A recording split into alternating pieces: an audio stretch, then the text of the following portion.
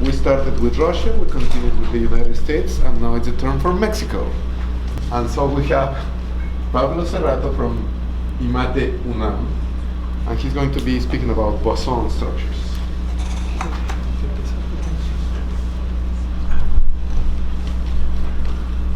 Okay, well, thank you very much to the organizers and for everyone here. It's an honor and a privilege for me to be here speaking today. And this work, I was very happy to hear the last talk by Professor Griffiths, because in his talk he uses concepts from algebraic geometry to say how they have influenced, from differential geometry to say how they're pervaded into algebraic geometry. And this is, in a way, the other way around. And also, well, the fact that Professor Katsakov is here is also very, very nice for me, because this is related to earlier work of his in which singularities have been used to further understand the structure of four manifolds. And this is joint work with Luis García-Naranjo, also from UNAM in the Applied Maths Institute, and Ramon Vera, who is currently a postdoc at Penn State, and Jonathan Torres Orozco, who is in CMAT, which is one of the other institutes. Their names will come up, right?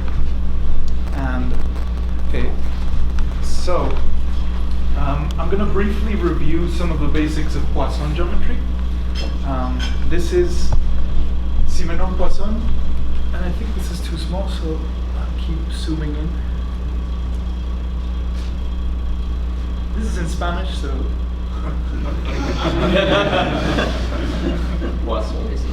Poisson is not in Spanish, he's just there. He's just there. Alright, so a Poisson bracket has these properties. It's R bilinear, it's anti-symmetric, it has a Leibniz identity and a Jacobi identity. And whenever we have one of these brackets in the ring of smooth functions, then we say that our manifold or variety has a Poisson structure. And then this gives rise to a Poisson bivector pi, which is also sometimes referred to as the Poisson structure itself. And the Poisson bivector can be expressed by taking just the bracket of the two functions would be the bivector of the differentials of the functions. Okay, so this is just the definition, maybe you've seen it before. And it has a very interesting geometry. And whenever we have a Poisson structure, we actually have a determination of a unique bivector. This bivector pi can be given in terms of the coordinate functions x, y, and xj, and we can have a local form for it in terms of this sum, where these local coefficients pi ij determine the structure locally. And similar to the Darboux decomposition in symplectic geometry, we have the Weinstein theorem in this case, which tells us that there is a splitting of the bivector into two parts, one of which is symplectic, and the other part is actually vanishing. And this gives us a splitting of the coordinates. So these here, the p's and q's would be the symplectic part, and then the y's would be the part that's vanishing. And this was due to Weinstein, who's over here. And if we study this in more detail, we actually get to a foliation which is symplectic in the sense that it admits a symplectic form along the leaves. And the symplectic form varies smoothly along the leaves as we go in the transverse direction of the foliation. And this foliation has singularities in the sense of Stefan Sussman, so in the sense of distributions. So this is where ideas from singularity theory and perhaps also from some areas of algebraic geometry can start to show up and give us interesting information. The most common examples are just having a symplectic manifold to be considered as just one leaf, a foliation with just itself as a leaf. And the other example that's always coming up, especially coming from mechanics, is having the Lie coalgebra of a Lie group. And in this case, the coadjoint orbits are the symplectic leaves. And the whole structure is determined by the coadjoint action on the group itself. Now, really where our work kind of started was really an idea of trying to describe the geometry of smooth form manifolds using these types of foliations with singularities and Poisson structures. And for this, I'm going to tell you about another concept which you perhaps are already very familiar with, which are Lefschetz fibrations. So this is the complex geometric view of a local singularity where one would have here these base points where all the complex curves are going through, and then there are some nodal points here. And in a Lefschetz pencil, we have a projection down to the complex projective line CP1. And then around the base point, we have this phenomenon where we have all the curves passing through the same point. And while this is reasonable from an algebraic geometry perspective, from a differential geometry perspective, this is sometimes more complicated. So this is why instead of looking at Lefschetz pencils, low-dimensional topologists and differential geometrists sometimes look at Lefschetz fibrations, which are fibrations in which we don't have these base points. And in this real view of what's happening, what we have are the fibers of the fibration, which are becoming singular as we approach this singular point in the base. So these annuli are actually, or tubes, are converging towards cone points with these singular points here. And we have a monodromy as we go around and loop around these Lefschetz singularities. We have a Dane twist that's acting on a neighborhood of the singularity. So some of you know this perhaps better than I do, so this is just for you to have an idea about what I'm talking about. And Lefschetz's original idea was to have a sweep out of a manifold that Alberto Markowski explains very well, going like all the way around and hitting all the different parts of the topology that come up in the manifold that we're studying. And when we do this, we're pivoting over the base points, but we really kind of want to get rid of these to make sense of the singularity in different, of the manifold in different terms. And where this idea becomes really important in symplectic geometry was in the work of Simon Donaldson, where he showed that every symplectic manifold up to a blow-up admits one of these Lefschetz pencils. And then, admits one of these Lefschetz fibrations. So we always have a pencil, and then if we blow up, we actually get a Lefschetz fibration in the sense that I've explained. And this was taken further by introducing more singularities by Oru, Donaldson, and Katsurkov. And what they thought about was having an actual full circle of singularities, which is kind of what low-dimensional topologists refer to as a round one-handle, which is just the singularity around one of these cones. As we go from top to bottom, what we have is that we have this fiber and it disconnects as we go from north to south. So here we get all the conics appearing. And this obviously gives a lot more flexibility in the possible four manifolds that can show up having this kind of structure, because having a symplectic structure is very restricted. It implies obviously restrictions on the cohomology, whereas this structure, when it first appeared, it wasn't clear when it could show up or not. And this is a video of what one of these singularities looks like. So if you can see this green point, this would be below the singular circle, and in here the fibers are disconnected. And then as we change the parameter, here S and T are the coordinates in the plane below in the projection. And as we go above, here we meet the cone point of the singularity, and if we keep going up, this actually joins up to become a genus.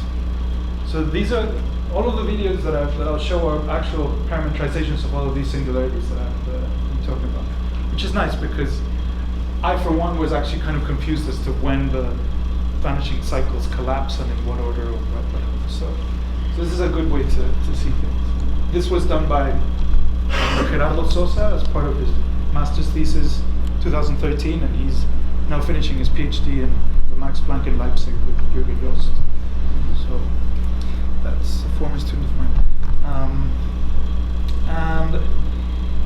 so going back to this structure, the question really was, well, when can we find this kind of a structure in a smooth form manifold? And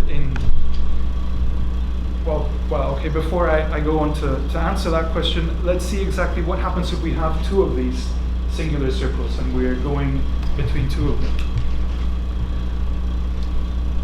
So now,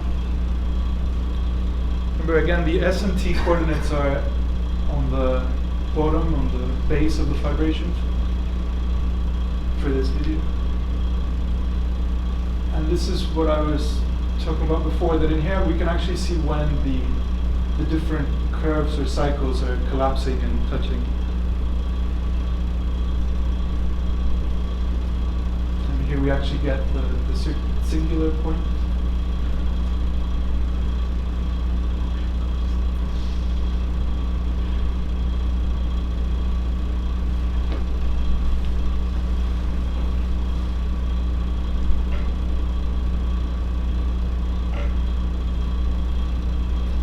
So in this bottom part, this was the cycle that was collapsing, and as we go up, we see that the cycle that's collapsing is this one.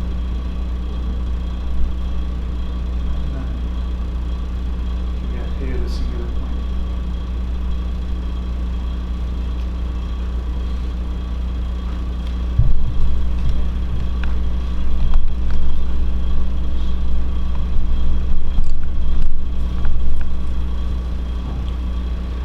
So now, in 2009, it was shown by several people that, in fact, every smooth-oriented connected form manifold admits such a broken Lefschetz fibration.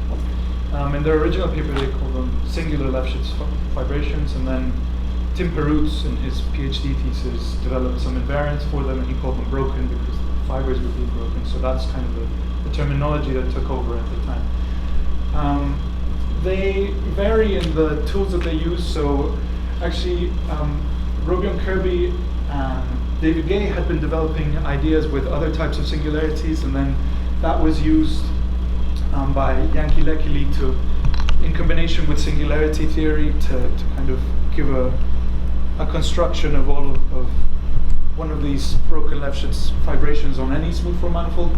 And at the same time, Inanch Baikur had a proof that used handle body decomposition. So these two kind of showed it at the same time. In fact, Inanch's construction, it appears in Yankee Lekili's paper as an appendix. And then Selman Akbulut, with his collaborator Kakut, has a different way of just doing it all with handle bodies, kind of independent of the way that Gay and Kirby did. So that's just kind of how the story developed around 2009, but the good news is that we actually then have this structure available on any smooth form manifold.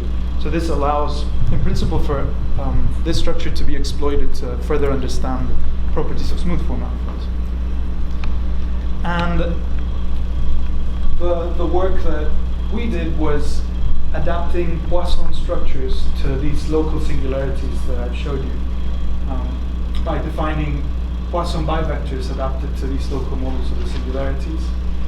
And the way that we did this was doing some sort of reverse engineering of the fibration and the singularity, where we had to find Casimir functions to actually be able to then find some partial differential equations that had to be solved by the Poisson bivector itself.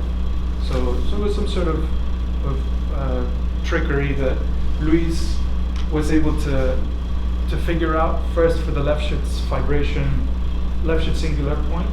He's an expert in mechanics, so he doesn't consider himself really a pure mathematician, rather an applied one. I don't really make those kind of distinctions, but for him this was like abstract.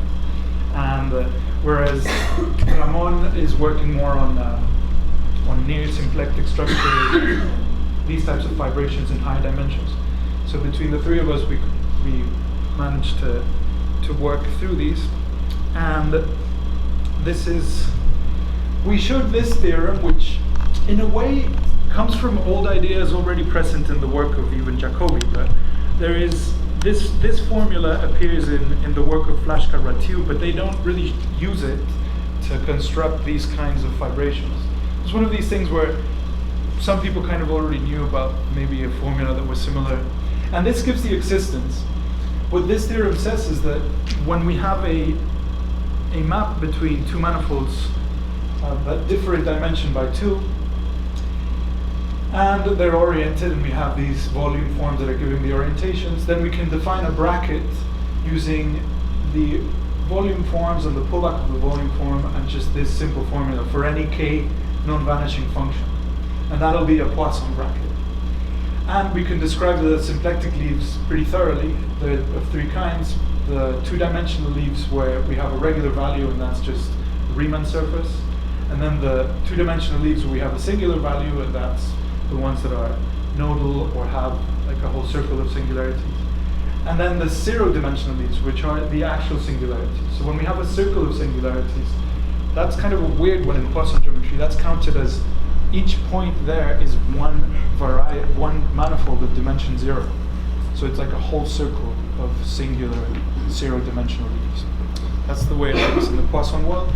And the issue with just this formula is that it's actually quite hard to unravel what this means in general, because the pullback is easy, but taking the mu from one side to the next involves like several blackboards full of equations. So it's not actually very workable, this one.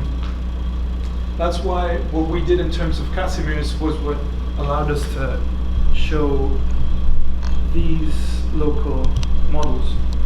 Funnily enough, in the near symplectic case that Oru, Donaldson, and Katsukov worked out, the Lefschetz fibration singular point, the Lefschetz singular points, are actually easier to deal with because those can be given a symplectic form in a neighborhood of the singular point. Whereas in this case, it's much harder because the formula is kind of quite complicated. So I was struggling to find a formula like this for a while, and then with Luis's idea, we managed to get this. And here, what you look, what's the K principle? Excuse me, K. The K is just a positive function, non-vanishing positive function. Yeah. So in fact, with the previous, let me just go back. Yeah, I mean, in fact, this theorem gives us a whole conformal class of Poisson structures. Because it's conformal when you multiply the Yeah, that's a good, I mean, this is something that we haven't explored fully because one could play around with the K to get Poisson structures with different properties. And this is something that, we mentioned in one of the papers that is certainly, should be interesting, especially for people doing mechanics because they care more about a specific form. But that's one of the things we haven't gotten to yet. But it's interesting to see that it comes up everywhere, so we can vary the Poisson structure by changing the K. And I guess the very different thing between a symplectic and Poisson fibrations in this sense is that in the symplectic case, when we're looking at these fibrations symplectically, the area as we shrink balls around the Lefschetz singular point tends to 0, the volume of that. Whereas in this case, the area of the symplectic leaves around the Lefschetz singular point actually tends to infinity at a quadratic rate. And that's natural because in Poisson geometry, the singular points correspond to zeros of the Poisson bivector. And then the symplectic form is the inverse of that, so it'll always tend to infinity. So it's a very different geometry. Like geometrically around the leaves, the area is tending to infinity. So just as you're getting the intuition around that. The parametrizations that I showed you are right, but then if we wanted to visualize the singular points, we would have to get them blowing up to infinity somehow, which would look different. But that's just for imagination's sake. And then around the singular circles, say just at first, if we assume that the singular circle has trivial normal bundle, then we could actually give a parametrization of the full singularity like this using a circle.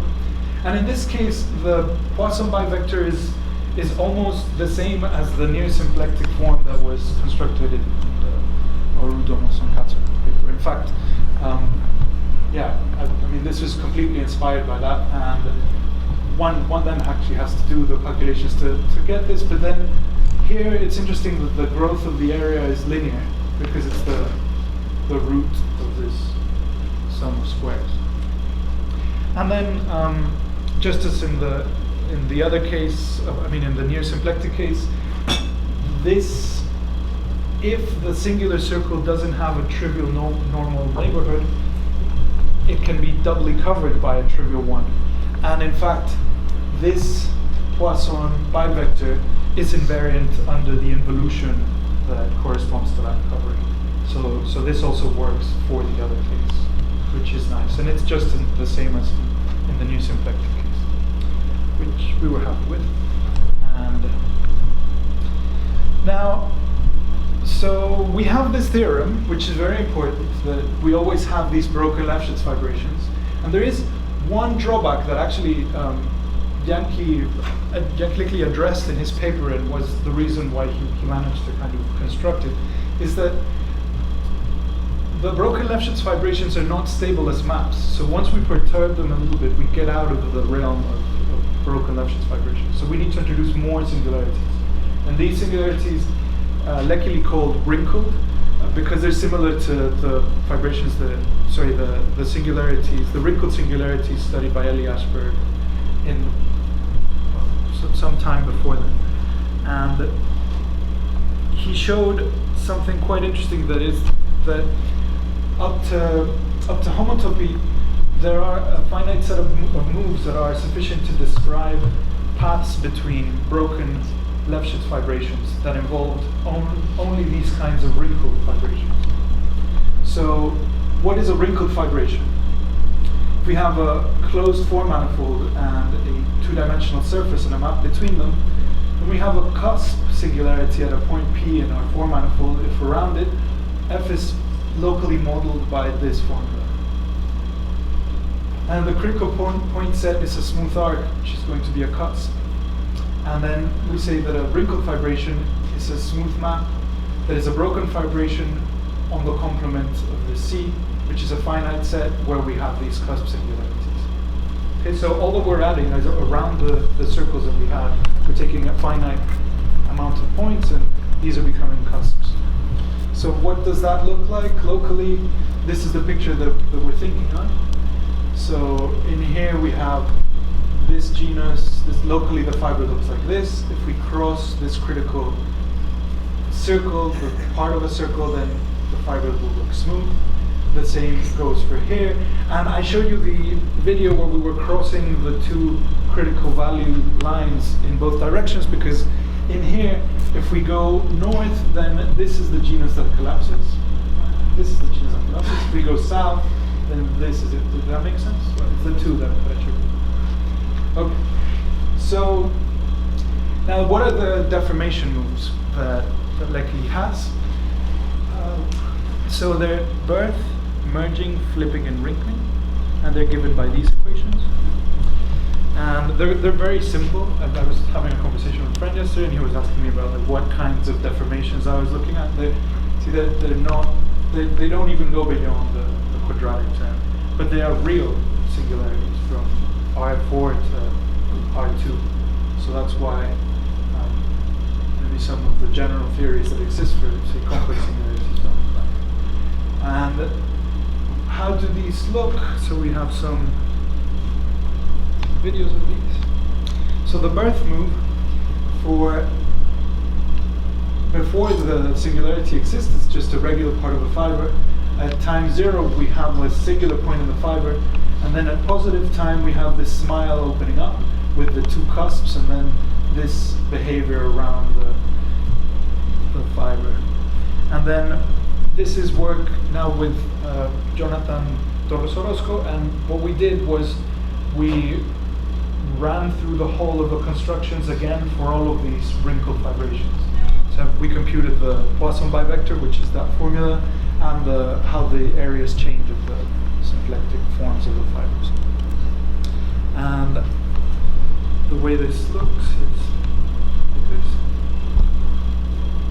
Now in here, so for the videos, S and T are the coordinates of the projection down to the base, and alpha is the coordinate that creates the singularity. So when alpha goes to 0, then we're actually going to create a singularity. And here we don't have a singularity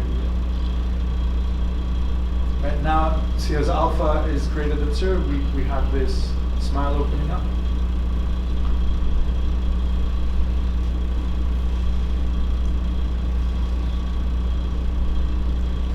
here we're trying to hit the singular point, except for computational reasons, I think maybe it won't actually hit it. It kind of looks like it goes around.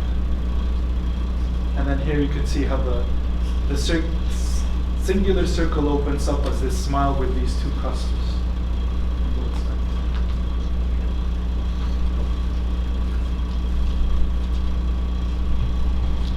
So I guess that's also nice because it's good to be able to visualize how these deformations actually take place. Just for intuition's sake.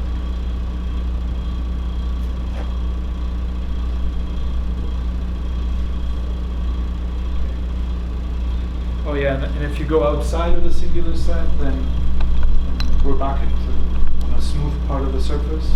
And it's just moving around, seeing how the parameters actually work.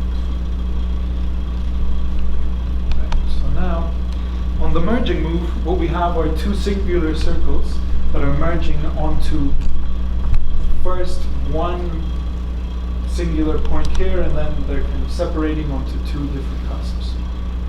And again, we have this parameter for the deformation that traces how this is going to change. And for this, we have a very simple formula for the Poisson bivector. And well, here's the formula for the area. So I'm not going to stop too much at explaining these formulas because we have one for each of these. And then, just to show how this looks on the fiber again.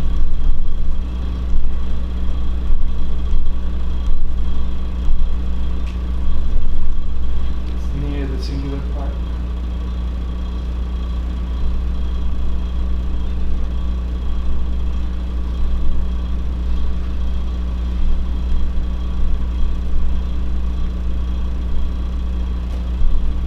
And it's hard to hit it exactly on the nose. It's just moving the nose around.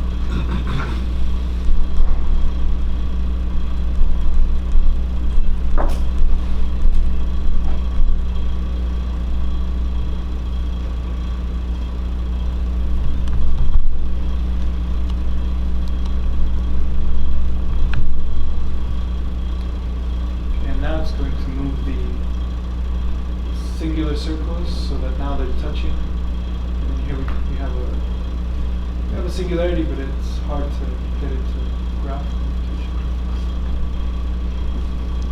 and then they separate.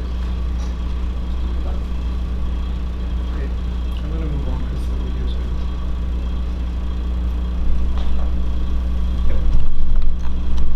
okay, so the flipping move. And then in this move, what we have is first just a regular singular circle, and it creates a bit of a corner point here, and then it crosses itself. And it creates an area where the singular circle is actually crossing itself. So this is kind of an interesting point. I never said that the singular set on the base had to be injected. So this is something that actually comes up in one of these deformations. But of course, one could then deform this using the other ones to move around the singular parts to end up with something that would be injected. And that is something that was observed by Perutz and I guess fully worked out by Williams as well. And finally, this is what we get in the flipping move. And so we're going back to this theorem, because this is a general theorem for all of these fibrations. We have the Poisson structure with these characteristics. And that's something that we published, Jonathan and I, this year in the Boletín de la Sociedad Matemática Mexicana. And what I want to show you in the last couple of minutes is the work that we've done this year, which we posted like a month ago. And this is in dimension 6. So because this theorem works in any codimension 2 fibration setup, we looked at the fibrations that appear in dimension 6, which are in fact also classified. Arnold and his school did actually in dimension 6 study all of that. And for all of these, we have this result. In this case, the singularities that appear are folds, cusps, swallowtails, and butterflies. Right. see it. And then we have more kinds of these, and then the symplectic forms are also more. But the point that I kind of just wanted to make at the end is that in this case, so in dimension, what is kind of the whole point? That in dimension 4, the existence of a symplectic structure gives one kind of fibration. And then if we know that the topology is right enough, that is to say that B2 plus is positive, then we can have a near symplectic structure, and then that will actually be giving us the symplectic area form on the fibers. So that was workable. Or we don't have to uncut circle. But if we don't have B2 plus positive, we don't have a near symplectic structure. But we do have a Poisson structure. And that's kind of point 1 that I was kind of trying to make. And then I guess the point that I'm trying to make in dimension 6 here is that in dimension 6 we even have more possibilities, because in dimension 6 the conditions for the existence of a near symplectic structure actually restrict even more the possible types of fibrations that appear, so that we, out of all of these local models, we actually only get one of each of the 3 of them appearing as part of the fibrations in a near symplectic 6 map. So there's not going to be this sort of general theorem that we do have in dimension 4. And then I just wanted to finish by saying that if you know of the classification of singularities from dimension 8 to dimension 6, real ones with all of their deformations, and a family that is complete up to homotopy, that would be great, because then we could do the same thing in dimension 8. Of course, this took a lot of work, but we essentially know how to do these things, but I haven't even been able to figure out in the literature where to find these things, because it keeps getting harder as dimensions goes up. So thank you very much.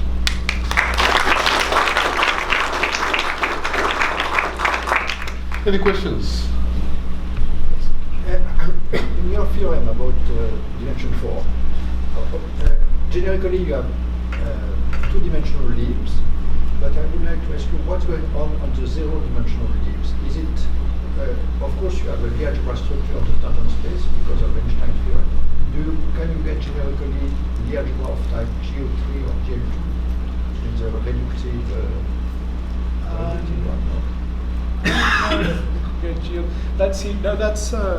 we did actually address integrability in the paper with Jonathan on the wrinkled structures, and yeah, we actually showed that those algebras don't show up, but they don't show up when the k function is the identity. So when we're using just the bivectors that I showed with k the identity. But that's the thing, that one could play around with the k, and then different Lie algebra structures would appear in the cotangent bundle associated to the Poisson structure. So it might be that one could get an integrable structure on the nose like that with those structures appear. We don't know. We were able to rule out semi-simple Lie algebras with the identity. That's all we were able to do, because I guess having this flexibility of moving the k around is perhaps leads to a specific choice of a k where this integrability condition is fulfilled, which would be great too. But we haven't figured out how to turn that into a computational problem that is tractable. We did think about it, but just for a general integrable, to see if it would be integrable. But yeah, it seems kind of complicated. When you have a rigid Lie algebra, you have kind of rigidity. Javier? In this 4-dimensional case, can you have similar theorems as you have in the classical case? Like, for example, the Lynch theorem about the semi-simplicity of the monodromy. So when you take out the critical values, then you have this monodromy on the homology, and then that it's semi-simple. Could you obtain, have you looked at these kind of problems? I haven't looked at them, But that's not. So, For this. I mean, so the fibers are surfaces, the model is semi-simple. So I actually wanted to ask, in the case of symplectic manifold, it's spread factorization, which allows you to construct symplectic invariants. So I mean, in your case, you certainly have some representations in the grade group, although it's probably a little bit more complicated. Something like the remote that you can associate with this. Does this give you an invariant of your Poisson manifold? So I don't know if getting just the monodromy would give an invariant to the Poisson. Yes, it's going to be more complicated. But are there some group type of invariants, like random factorization in the case of symplectic manifold?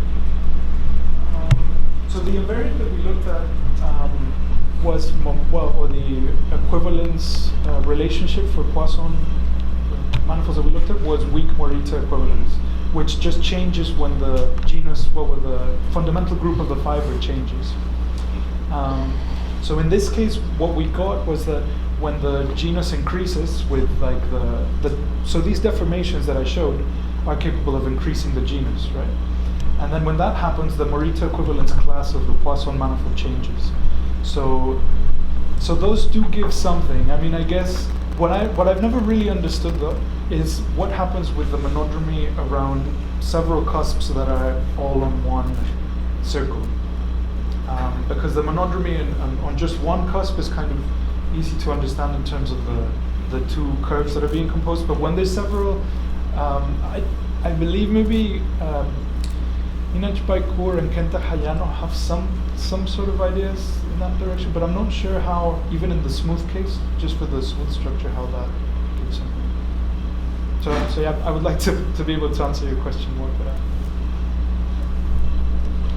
Any other questions? Well, thank you very much.